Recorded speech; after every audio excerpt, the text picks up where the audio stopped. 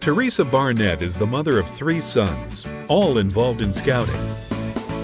She became involved in the popcorn sale by becoming a unit colonel and then became the district colonel for the Ozark Trails Council in Springfield, Missouri. Over the 4 years Teresa has been involved, the council's gross popcorn sales have increased by 42% to $1,272,376. The average per unit sales increased by 50.7%. And more importantly, she has distinguished herself through her passion for helping scouts and scouting.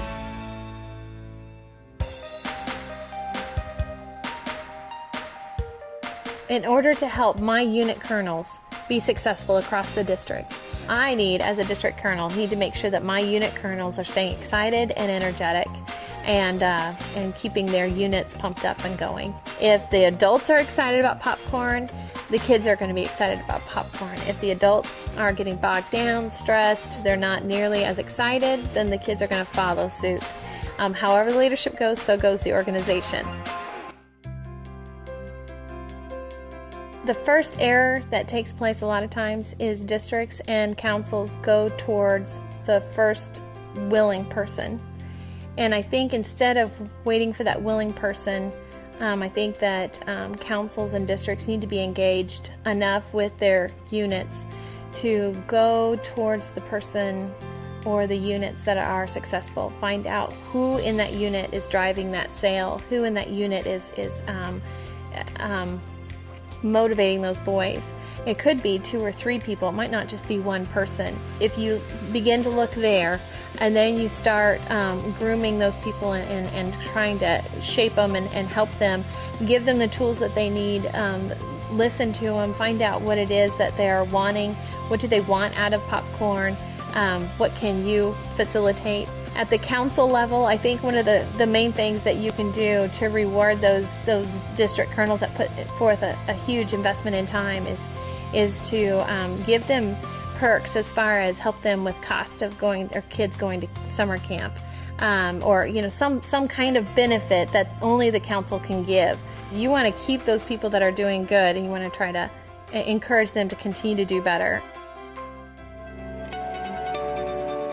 The value that the council gets from listening to their district colonels, and which are listening to their unit colonels, is that you open lines of communication. You empower those district colonels to actually feel more confident that they're there to do a job and that they're good at their job, which then in turn empower their unit colonels. And that's so important, to feel like you're part of something and you're a team. And so when you open those lines of communication, there's active listening taking part on both sides.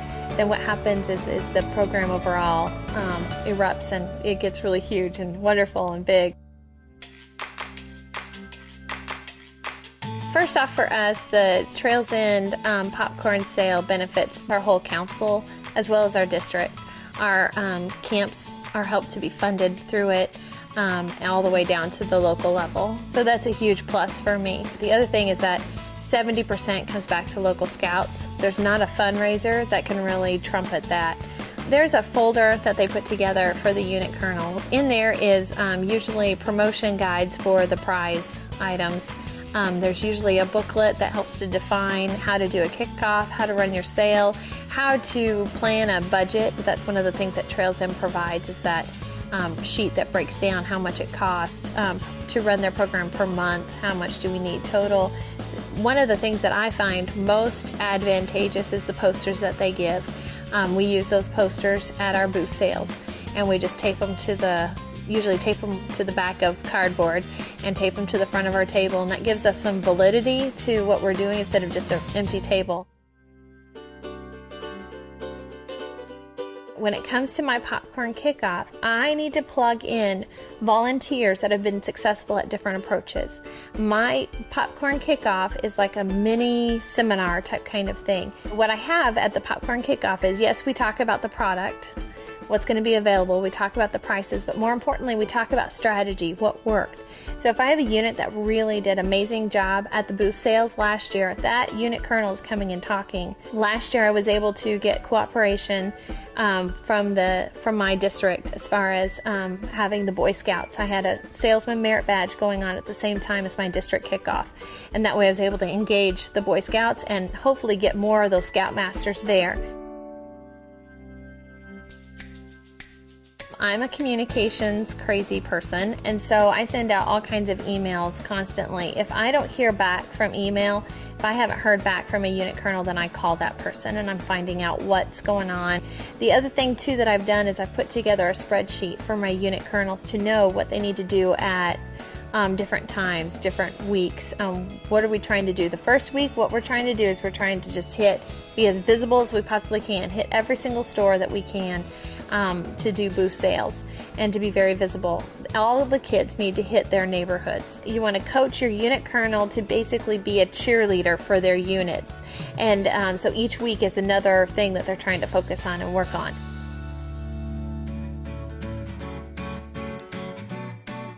If you want your Eagle Scout percentage to go up, then you've got to work more, not on just the fundraising part of popcorn, but you've got to work more on the education part of popcorn, of teaching and training, and using popcorn not as a fundraiser, but as a tool to facilitate growth and goal setting and equal successful Scouts that grow into being successful leaders in our nation and around our world. The ramifications of teaching kids early on how to be great, awesome leaders is out of this world. And we can't even try to measure that. If a 6-year-old learns how to be the leader and he continues to grow, to communicate and to give speeches and to talk well and effectively, there's no telling what that boy will or will not do as an adult. There's no limits put on that child.